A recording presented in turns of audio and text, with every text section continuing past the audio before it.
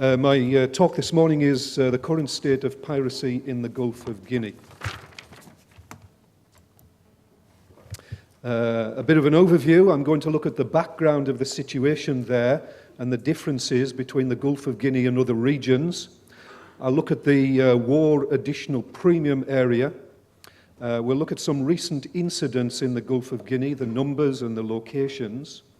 I've got a few claims issues to talk about.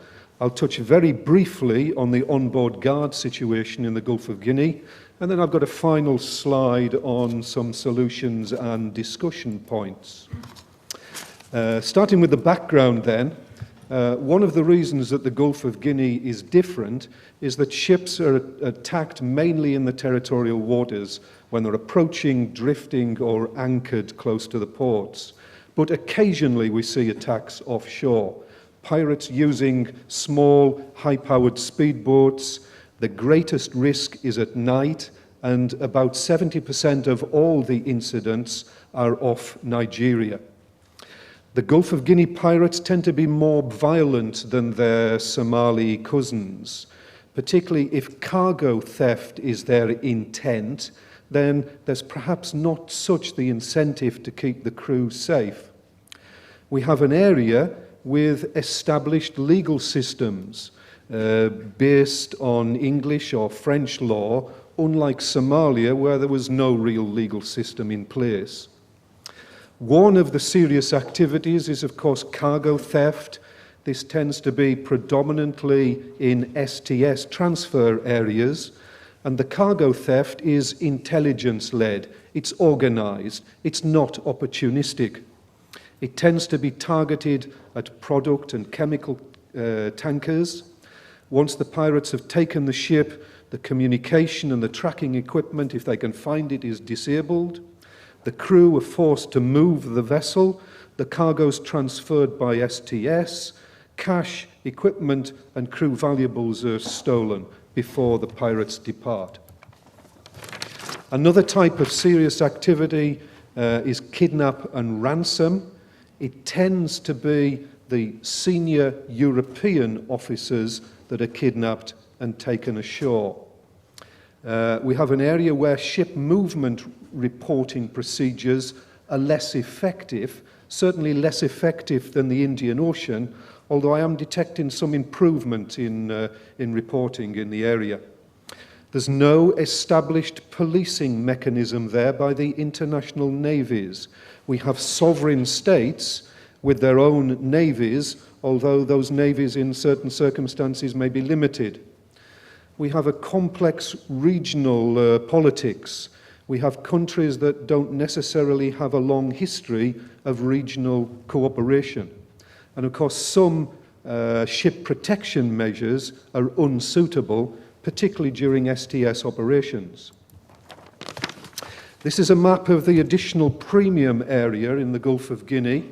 For those of you who don't know how war risk insurance works, then an owner will pay a very small annual premium to keep his ship covered for the year, and then if the ship goes into a riskier area, an additional premium is payable. And this is our additional premium area for the Gulf of Guinea. It covers the coasts of Togo, Benin and Nigeria, and the sea area out to 3 degrees north. You'll note that it doesn't include calls to Ghana, even though there have been some incidents there. Let's look at the incidents in a bit more detail. This is a chart that shows incidents in the Gulf of Guinea during 2014. These are official reports to the IMB, and I've taken it from their website. The yellow pins are an attempted attack.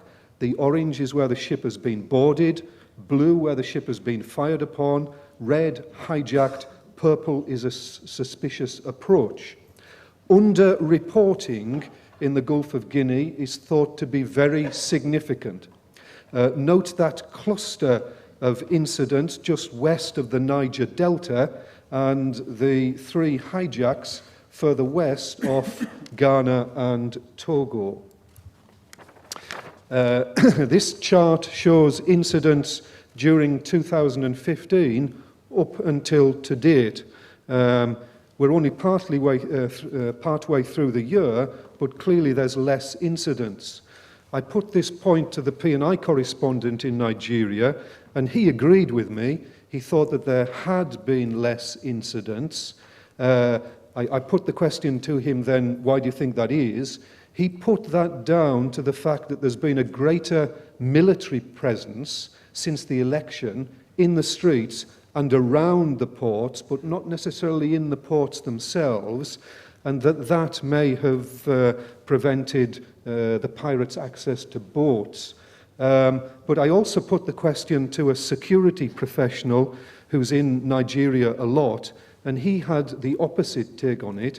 He thought that the number of incidents weren't down, but that what had happened was, in recent months, the pirates have been targeting local Nigerian coastal ships, and these types of incidents are just not reported to the IMB, and therefore they're not picked up on the chart here.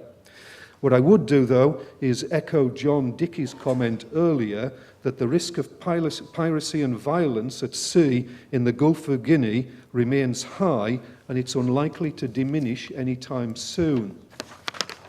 Some claims issues. With the types of claim that we see in the Gulf of Guinea, all the different areas of war risk cover are likely to be involved. So hull and machinery, P&I, detention or war loss of hire, sue and labour, and discretionary claims. When it comes to the duration of the incidents, then with the cargo theft where the ship is taken, the ships tend to be released within a few days, perhaps a maximum of a week. With the kidnap and ransom, where a few of the crew are taken ashore, they tend to be released after negotiations in about 2 or 3 weeks it takes. The Hellenic has seen a number of death cases and serious injuries in the Gulf of Guinea.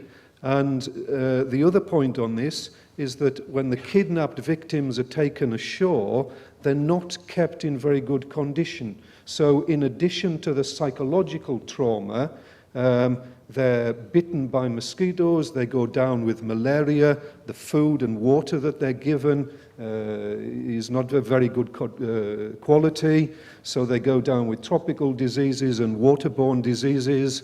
When the crew are released, they need to be hospitalized straight away, they need to be stabilized before they can be returned home.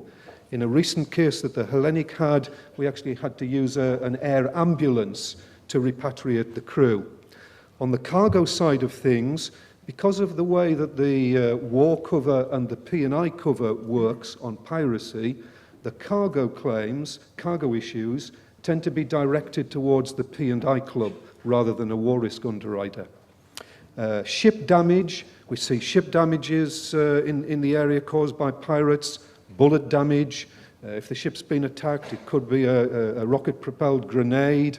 When the pirate boat comes alongside, there can be hull damage. During the STS operation, sometimes there's lacking in fendering or no fendering at all, so we get ship-to-ship damage and theft of ship's equipment. Also delay. Ships can be delayed through these incidents and detained. The Hellenic actually has a detention cover as of right in the policy, which is uncommon in market covers. Another type of claim that I would mention, a big one, occurred about 3 years ago. It was a ship entered in the Hellenic. The ship was anchored at the time. She was off Ghana. Pirates took the ship, and the anchor was still down. The master was forced to move at gunpoint. The anchor dragged. It contacted with a gas pipeline. The pipeline was damaged. The physical damage to the pipeline was substantial. It ran to some millions, but the loss of use claim from this pipeline damage was enormous. It ran to 9 figures. Now, you might say, why should an owner be liable for that? And in fact, though, even a nuisance value settlement of such a high claim was a very large figure. So for the insurance professionals out there, I would just suggest to you that you check your war risk policies to be sure that you've got enough under your P&I limit. Onboard guards, I'm really going to leave this to my colleague Alexandra Covidelli, who's coming up next. The only point that I would make on it is Nigerian Navy guards, are they effective? Unlike the Indian Ocean, then ships have been boarded and ships have been taken in the Gulf of Guinea with guards on board.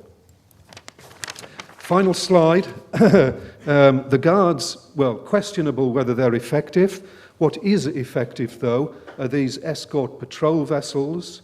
As far as I'm aware, no ship has ever been taken that's been accompanied by an escort patrol vessel, but I recognise that there's a cost involved.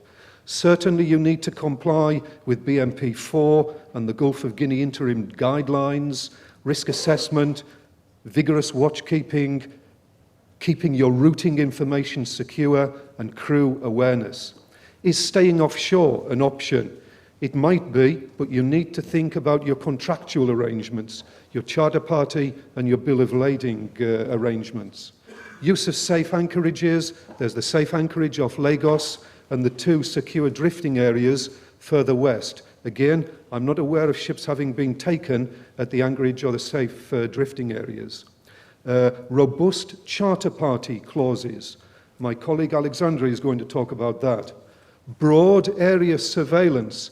I've recently heard that the Nigerians have bought a new technology that's able to track the ships within their waters, perhaps not before time. Building up the coast guards and the navies. The Nigerians are certainly doing this with these escort patrol vessels, where it's a joint venture between the Nigerian Navy and private companies.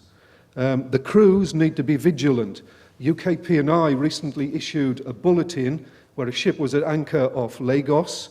A small boat arrived. They managed to pass a letter on board the ship that purported to give them authority to come on board. Fortunately, the master checked them out. It turned out that they had no authority. The Navy were called and they were arrested. So your crews need to be vigilant. The final point I've got is that ultimately there also needs to be an onshore solution here. There needs to be economic and security governance in the regional states, or it needs to be improved. That's a bit of a whirlwind tour of the situation in the Gulf of Guinea at the moment.